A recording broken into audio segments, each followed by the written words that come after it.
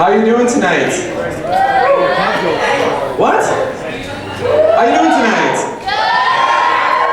All right. So I was working at Walmart for a little while before. I know it's really funny enough as it is.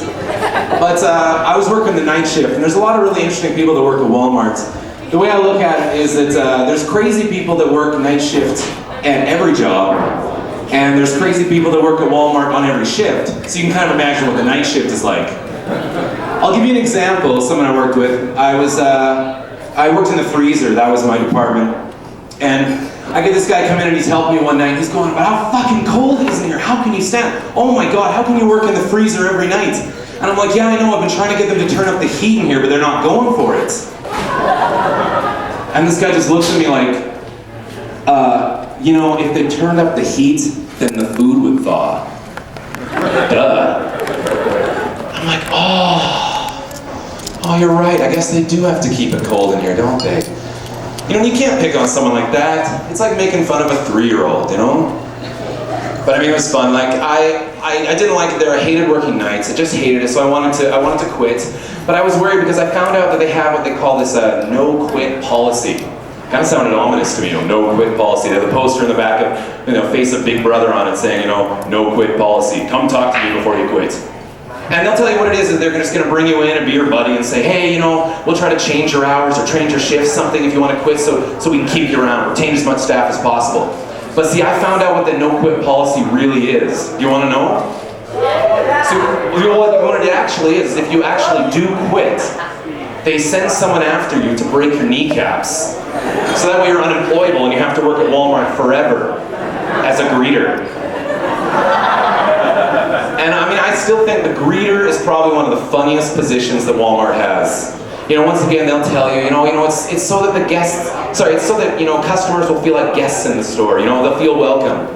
You know, and it's a deterrent against shoplifting, I guess, but I don't know how much of a deterrent a 90-year-old woman or a guy in a wheelchair really is on shoplifters. But the greeter to me is just kind of like a kick in the balls to like every other department store and grocery store they compete with. It's kind of like Walmart saying to them, hey, Zellers or wherever, guess how much money we make? We make so much money we can pay someone to do fuck all! It's kind of a kick in the balls to them, eh? And the training program for the greeter is really intensive too. You know, day one they come in and say, all right, when people walk in you say hello, when they leave you say goodbye. We usually cut this into 2 training sessions, one for the entry, one for the exit, but we're a little short-staffed right now, we need you on the floor as soon as possible. So they go home and they're practicing, they're like, okay, you know, when people come in I say hello, when they leave I say goodbye, when they come in I say hello, when they leave I say goodbye. They're ready, they're like, okay, all right, bring on the customers, I'm ready to go. Someone walks in, they're like, goodbye. Shit. Oh, I knew I'd fucked that one up. Damn it. Practice at home more. You know, second training session, we're going to cover some variations on the hi, goodbye combination. We have hello, see you later. We have how are you, have a good night, so forth. But I actually want to ask a really serious question. I really want to ask a question of any of the ladies in the house. Yeah, it's a serious question though.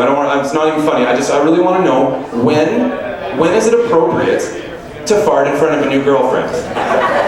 No, it's serious. It's a serious question because guys, if you're anything like me, a slightly more flatulent than average type person, then this question becomes extremely important because every time I start a new relationship, I develop a serious gastrointestinal disorder from way too much pressure building up in there. And I will go to great lengths to just discreetly let a few out, you know, at any chance.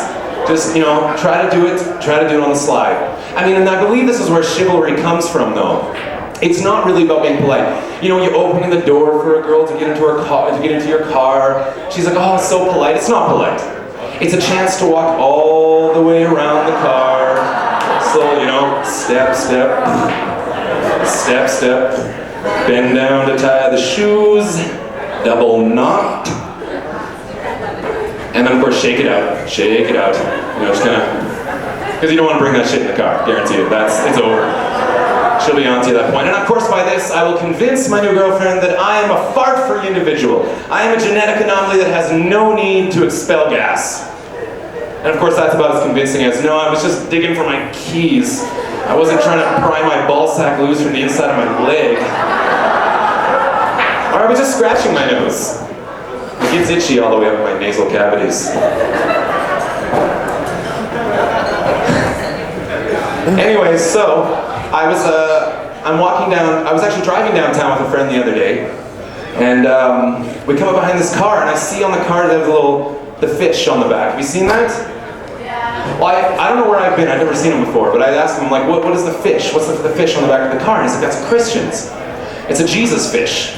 I'm like, Jesus fish? What the fuck is that? And he's like, well, it's Christians put on the back of their car, to, let people know they're Christian. It's like wearing the bracelet, the WWJD bracelet. What would Jesus do? And I say, well, if that's true, apparently Jesus would cut me off and give me the finger. But speaking of downtown, I was actually walking downtown the other day, and I actually nearly got run down by a handy bus. True story. If I didn't know any better, I'd swear they were trying to drum up business. That or they're recruiting for Walmart. I could have sworn the guy driving the car had a blue vest on. Well, thank you very much. That's everything for me. But ladies, remember, if any of your New Year's resolutions involve sleeping with a comedian, please come talk to me after the show.